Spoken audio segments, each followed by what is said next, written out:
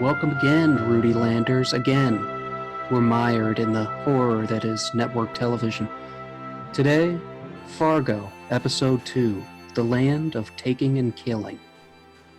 How'd you feel about this episode? This one, I did enjoy this one. I liked that. I feel like with this episode, we've been shown all of the characters that we're going to have with this season.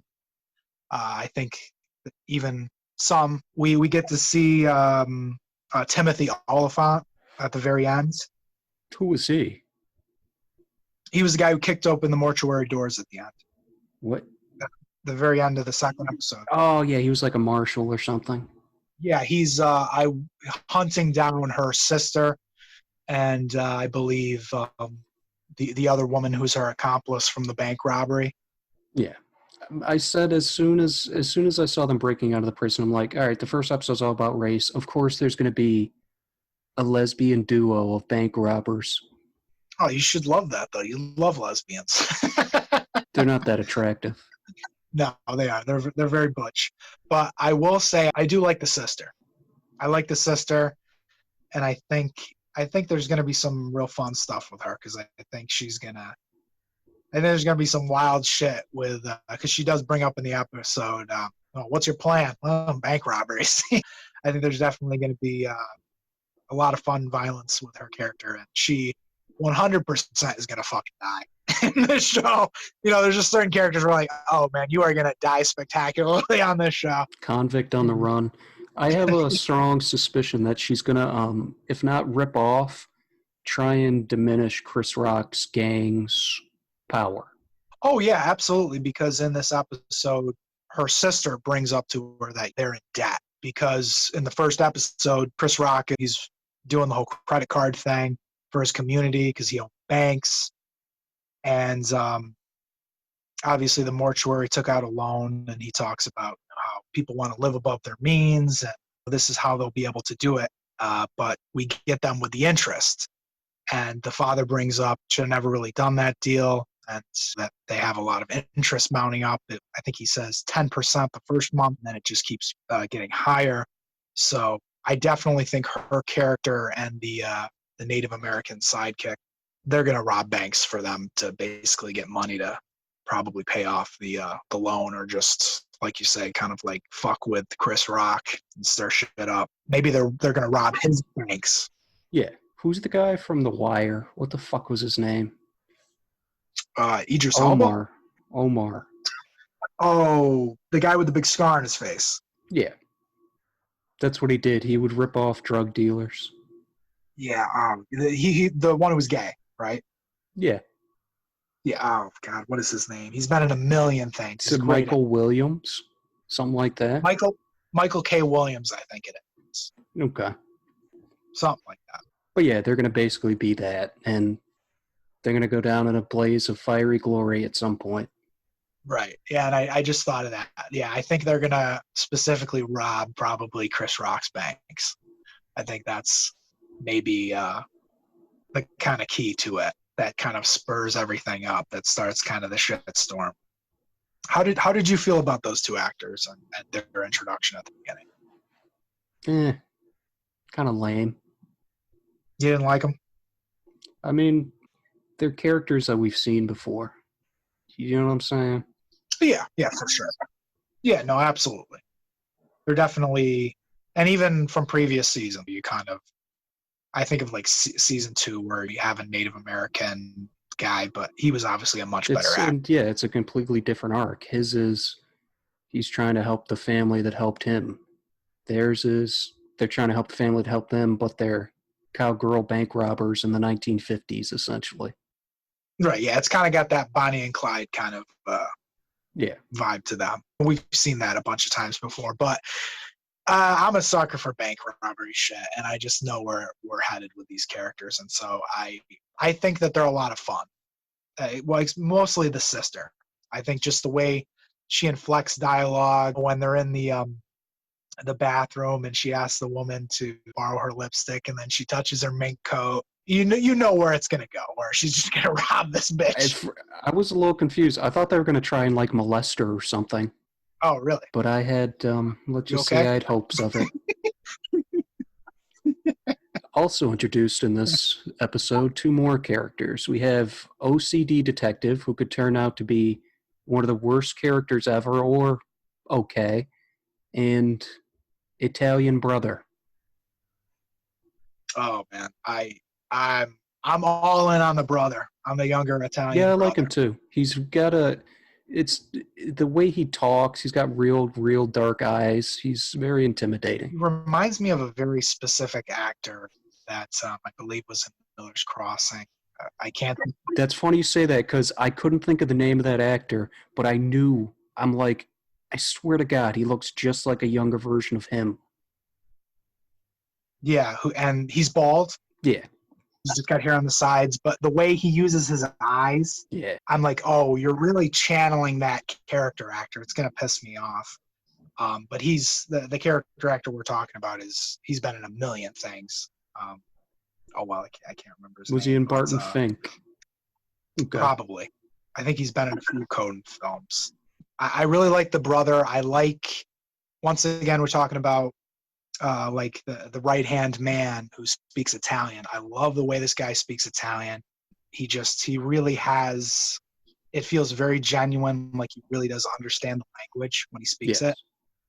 And he has a great raspy Italian voice. Yeah, and I know this is going to sound weird a little bit, but like He turned you when on? Quentin Tarantino was talking, no, didn't go that far. But like with Christoph Waltz in Inglourious Basterds, kind of the way he speaks German, he like really, he's really German, and he really speaks it well. That's kind of, obviously I'm not getting the same thing, but it's just the way he inflects dialogue. And I even like when he starts stutters and he's kind of like, okay, what's the word for this in American, kind of. I really like his character. And I really love a line that he has towards the end of the show when they're at the slaughterhouse. And he says to Dr. Senator, how's your boss going to feel when the wolf spits in his mouth? I was just like, that line really worked Me for as me. well. Just the way he delivered. Yeah, I was like, we've talked about power struggle, and even in this episode, he sits at the front of the table towards the end of the episode. Don't be pussy. Right. Yeah, that was good too. So obviously, you know, there's going to be something going on between Jason Schwartzman and his brother. Like, either I feel like they're going to either kill each other in some way, or maybe One kills the because it other. seems so obvious. Yeah, but it seems very obvious that the young brother killed Jason, so I think they might switch that. But I might be completely wrong. I think I'm buying that. He's gonna like everything's gonna be fine. It's gonna be after like a crazy scene where something nuts happens, then he just pulls the gun onto his little brother. Right. There's another line that I liked. I believe it was Detective OCD who said it.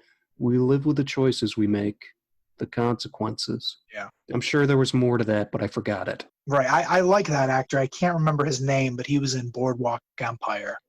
And I don't really know what his condition is. I mean, you brought up OCD. I almost feel like he has some form of Tourette's with the way he's twitching and stuff. Well, it could be Tourette's, but the 1, 2, 3, 4, 5, 6 thing, that's very indicative of obsessive compulsive disorder. Like he would, before he'd even leave the room, he'd knock 6 times. Yeah, that reminded me very much of Jack Nicholson and As Good as It Gets. So you could be right there too. It might be an amalgamation of the both or something. Something important I'd like to bring up. This is 2 projects in a row featuring music featured in a certain movie, LA Confidential. How do you feel about that? I really liked the music in the show, so the way it's added, so it really worked for me. It kind of brought me in. Okay. So it didn't stick out to me. There was another thing. I love the score when the Italian brother first shows up to the meat pack, to the butcher shop, to whatever it is. Yeah, I did notice there was one snippet of music that I heard that I wanted to try to Shazam it because I was like, shit, what is this? This is amazing. Yeah, I don't know what that's from though.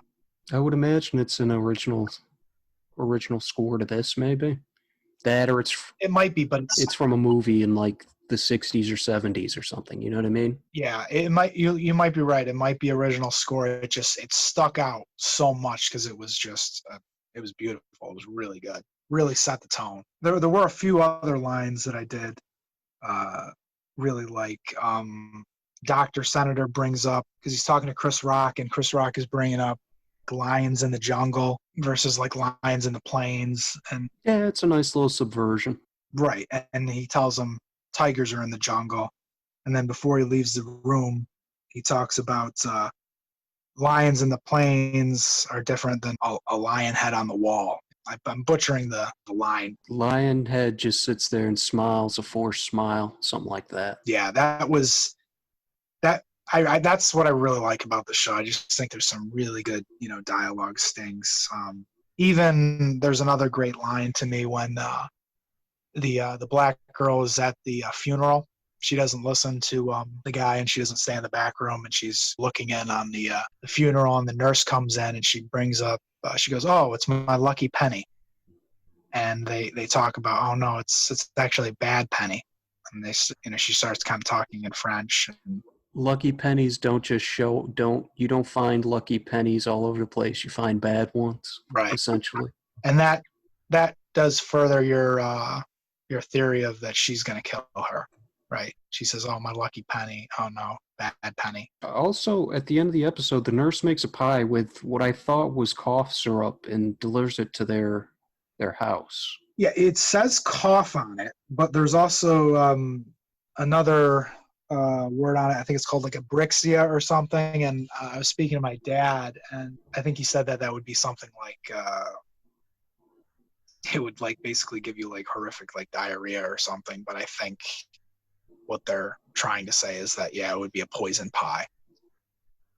Yeah. Which when she says to her, "Oh, I'll make you a pie," everybody likes pies. Everyone in the world's like, "Okay, well, bitch, she's gonna try to poison you.